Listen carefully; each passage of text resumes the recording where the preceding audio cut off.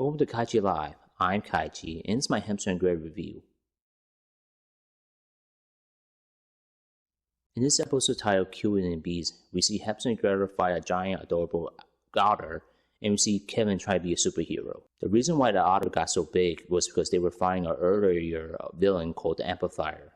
He had a ray gun that has the ability to make things large. The ray gun was able to fire one last beam before it got destroyed by Hamster and Gretel into a satellite, and the satellite redirected the beam into an otter. That's how it got so big. Kevin once again tried to come up with a plan in order to stop the Amplifier, but Hamster and Gretel did their own thing anyway. While hanging out at the house, Fred was also there. He was talking to her, and he got the idea from her to give himself superpowers. The otter wasn't really a villain, he was just doing otter stuff.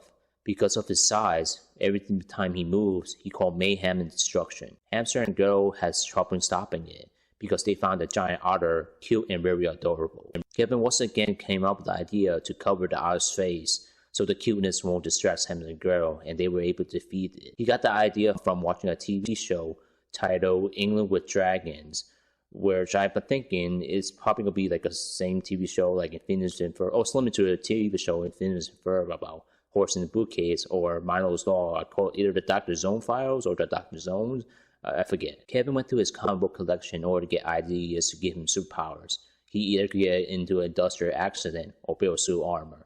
He decided to go with suit armor. He got the armor from Nate's junkyard. I guess this Nate guy just built suit armor. Anyway, the armor was really heavy. He was able barely to move.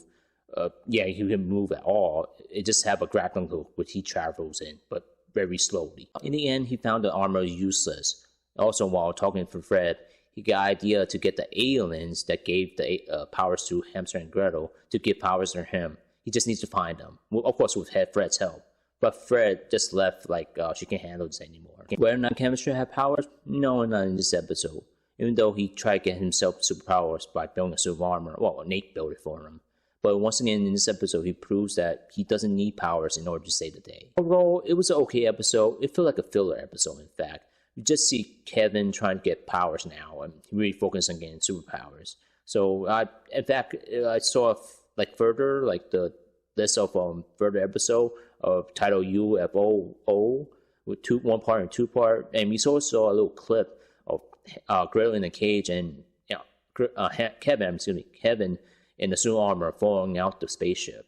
Whether or not Kevin can get powers, who knows? Or I had my idea was like, not my idea, I have a theory that it was definitely Dan Poppelmeyer, the creator of the show, actually is the guy that's giving out these powers to these random people in order to have Hamster and Gretel fight them. And I have an idea on how to get Phineas and Ferb into this universe, or I think it's part of the same universe. They did mention the tri-state area a few times. As you probably know, Phineas and Ferb created all these inventions. In fact, we have this episode of reverse engineering. You guys probably know, where they could reverse engineering on the beam and give Kevin superpowers. I'm kind of thinking, well, don't know how they come in, but pretty sure there's a way. But thank you for watching this video. If you like this video, hit that like button. Go over here to my previous videos, and go over here. Subscribe to my channel, KaiChi Live, for future nerdy videos. Thank you.